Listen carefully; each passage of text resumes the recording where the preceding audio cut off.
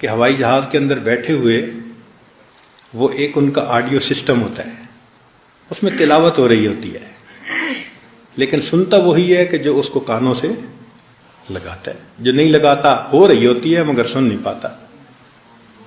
تو یوں سمجھیں کہ قلب سے اللہ اللہ کی تلاوت کا ہونا الگ کام ہے، اور اس کو ہم خود بھی سنیں یہ الگ چیز ہے۔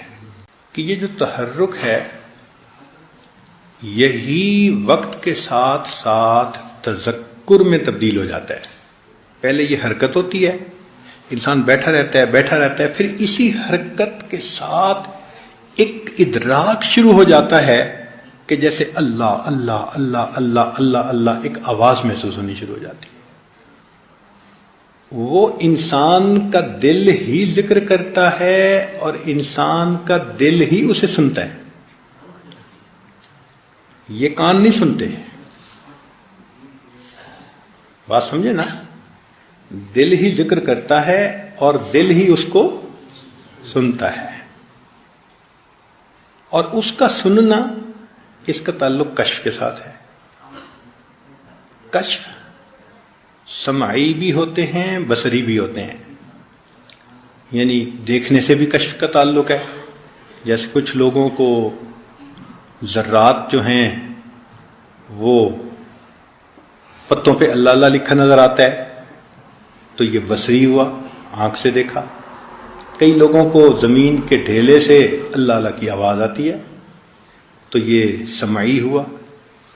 جیسے خواجہ عبد المالک صدیقی رحمۃ اللہ علیہ کے حالات میں لکھا ہے کہ حضرت کو اتنا ذکر تھا حاصل کہ کئی مرتبہ آپ طہارت کے لیے جاتے تھے تو ڈھیلا مٹی کا استعمال کرنے کے لیے اٹھاتے تھے تو چھوڑ دیتے تھے۔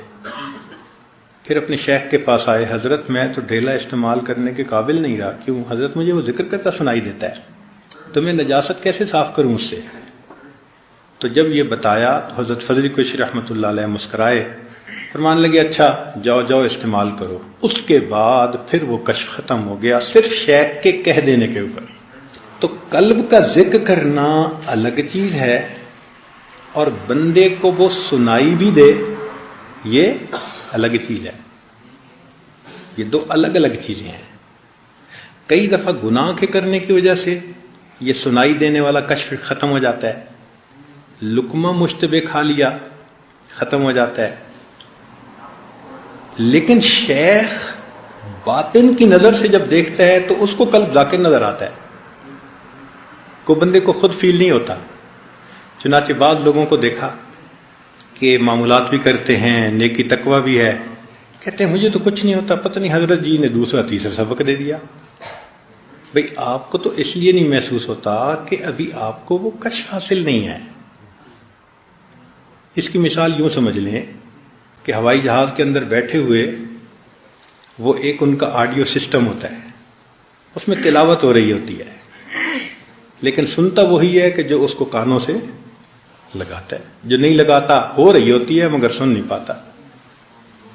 تو یوں سمجھیں کہ قلب سے اللہ اللہ کی تلاوت کا ہونا الگ کام ہے، اور اس کو ہم خود بھی سنیں یہ الگ چیز ہے۔